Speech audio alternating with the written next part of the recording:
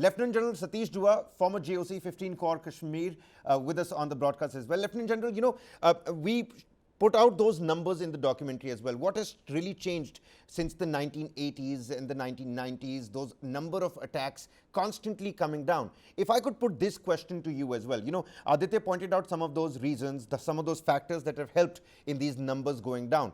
According to you, what really has changed since 2001? Even though the numbers are going down, hybrid terrorism is a term that is now, being thrown about in, around in the common public. What really has changed ever since the early 2000s? Is there a change in the terrorist strategy here?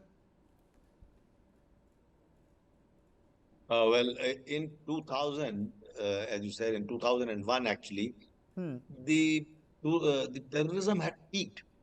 I think the number of terrorists killed in 2001, if I have my figures right, was upwards of 2,100.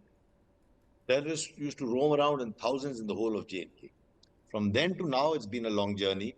And uh, not only the terrorist violence has been brought under control, especially after the elimination of Burhan Wani and thereafter the kind of hard measures that have been adopted. I was a GOC when Burhan Wani, the HM leader, was eliminated. The valley burned for 3 or 4 months. But after that, hard measures have been put in place, which have been enhanced.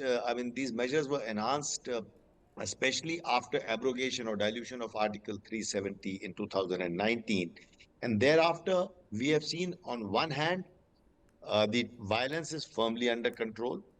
The violence on the streets, that is stone pelting, etc., is has actually vanished from there. Recruitment in terrorism has actually drastically dipped. There are no bans, no hartals. Earlier, a calendar used to be issued by Hurriyat. So there is the uncertainty of life is vanished, and so there is a move towards normalcy. On the other hand, because it is a union territory, now the center governs directly through a lieutenant governor. Several schemes have been put into motion.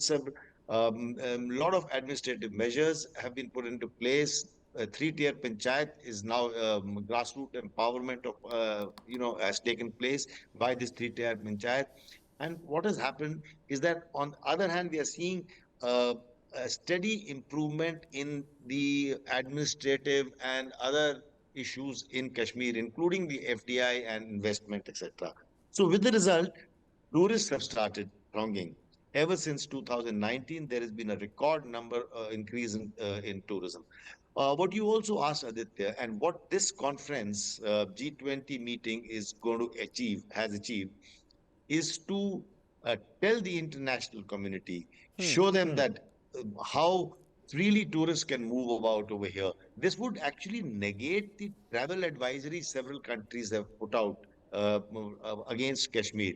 And it remains to be seen now. I'm sure the foreign tourists will also start moving in. Domestic tourists are thronging. You don't get a hotel or a shikara or a cab nowadays, but the international tourists will also start to come. And my final point here is that this is a statement. This G20 is a statement. Just like 1 week ago, there was this G7 summit meet in Hiroshima. Japan did it in Hiroshima. It was signaling. It was a statement to hold it in Hiroshima. Similarly, we are holding it Right. in.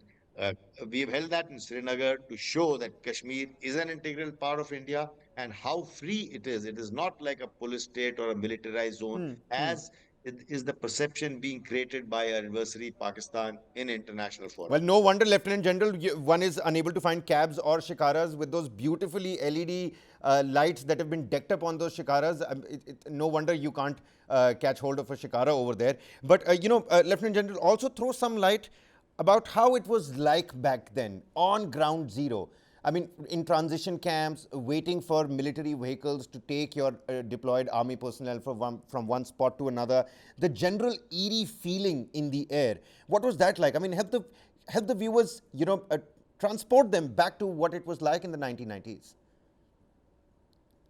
When we operated there during my younger days in 80s and late 80s, but 90s really, in 90s, um, the whenever we went for a cordon and search operation, when we entered an area, the civilians would actually the locals would pull their children inside, close their door shut, and try to have no contact with the security forces, whether it was the army or the police or the Rashtriya Rifles.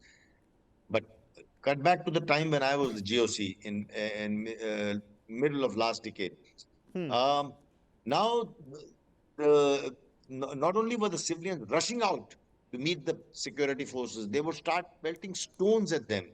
They use stone pelting as a force multiplier. They actually tried to do it in concert with, whenever an operation was being carried out, they tried to help the militants, the terrorists to escape and give them adequate warnings. So things have been changing that fast. They started using social media. Burhan Wani and his friends put out their pictures with weapons and unveiled their faces, and they put out the pictures on Facebook. So they started using social media as a force multiplier. They started using social media to mobilize masses for stone pelting, etc. So things were going that also use social media and mainstream media for radicalization. So things were that bad in the middle of last decade.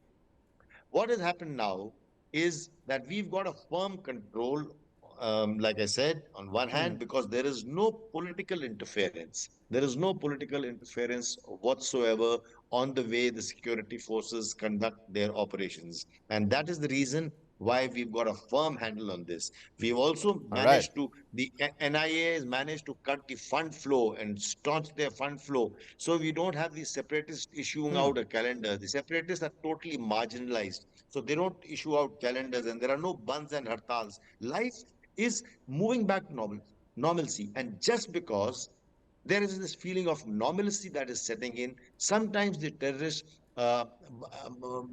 guided by their masters from across the border, are compelled to do something, create some violence, so that they instill some fear in the minds of the people. And that's why you find this terror attack in Punch, you find the hybrid terrorist. What is a hybrid terrorist? Hybrid terrorist is a local young man who is not even trained.